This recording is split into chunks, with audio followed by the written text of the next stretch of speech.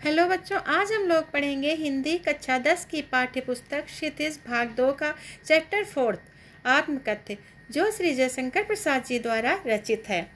जयशंकर प्रसाद से हिंदी पत्रिका हंस के एक विशेष अंक के लिए आत्मकथा लिखने को कहा गया था, लेकिन वे अपनी आत्मकथा लिखना नहीं चाहते थे। इस कविता में उन्होंने उन कारणों का वर्णन किया है जिसके कारण वे अपनी आत्मकथा नहीं लिखना चाहते थे। तो चलिए हम इस कविता का भावार्थ देखते हैं। आत्मकथ्य कविता। मधुप गुनगुना कर कह जाता कौन कहानी, ये अपनी मुरझा कर गिर रही पत्तियां देखो कितनी आज घनी। इस गंभीर अनंत नीलिमा में असंख्य जीवन इतिहास, ये लोग करते ही रहते हैं अपना व्यंग मलिन उपहास।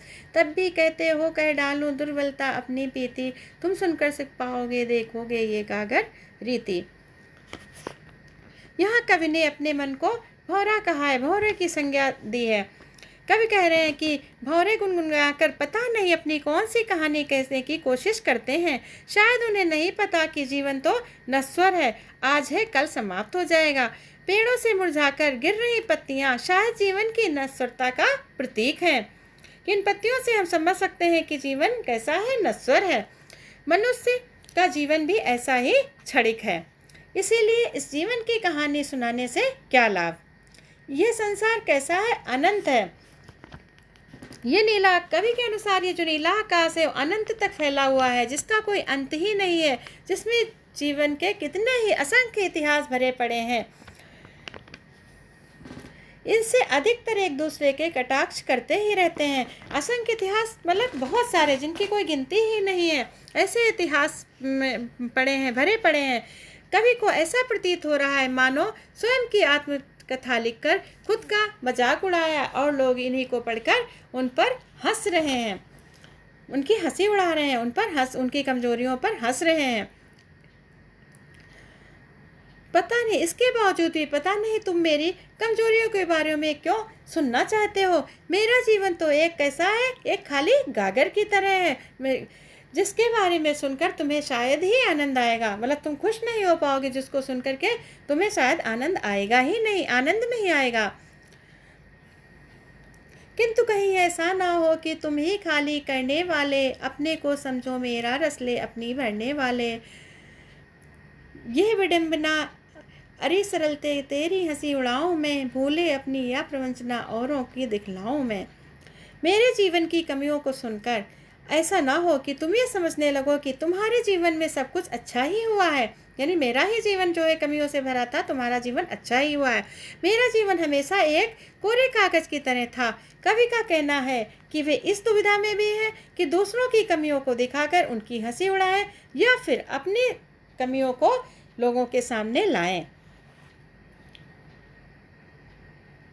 उज्जवल गाथा कैसे गाऊं मधुर चांदनी रातों की, अरे खिलखिलाकर हंसते होने वाली उन बातों को। मिला कहाँ वो सुख जिसका मैं स्वप्न देखकर जाग गया, आलिंगन में आते आते मुस्कुरा कर जो भाग गया।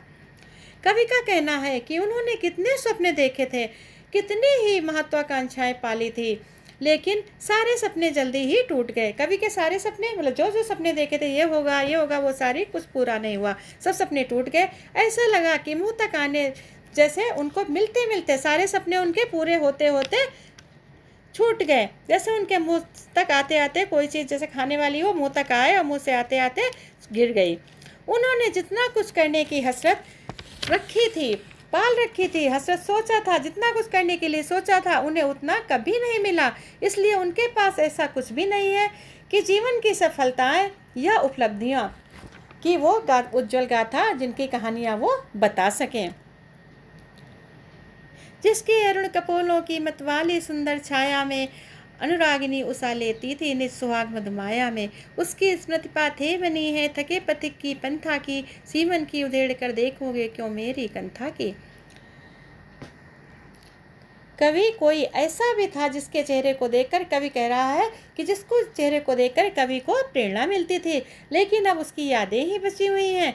अब मैं तो एक थका हुआ पथिक हूँ, राहगीर हूँ, जिसका सहारा केवल पुरानी यादें हैं।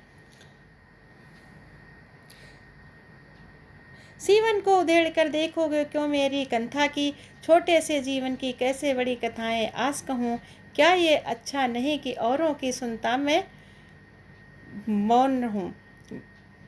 सुनकर क्या तुम भला करोगे मेरी भोली आत्मकथा, अभी समय भी नहीं थकी सोई है मेरी मौन व्यथा। कवि कह रहे हैं इसीलिए किसी को इसका कोई अधिकार नहीं है कि मुझे कुरेद कर, मतलब मुझसे कुरेद कुरेद कर मेरे जख्मों को देखे। मेरा जीवन इतना भी सार्थक नहीं है कि मैं उसके बारे में बड़ी बड़ी कहानियाँ सुनाता फिरूं, मतलब सबको अपने जीवन के बारे में बताऊं। इतना भी अच्छा मेरा जीवन नहीं था, इतना भी सार्थक नहीं था, ऐसा भी मैंने कुछ नहीं किया था कि जिसके बारे में लोगों को अपनी कहानियाँ सुनाऊं। इससे अच्छा तो यही होगा कि मैं मौन रहकर दूसरों के बारे में सुनता रहूं। कवि का कहना है कि उनकी मौन व्यथा थकी हुई है और शायद अभी उचित समय नहीं आया है वे अपनी आत्मकथा लिख सकें।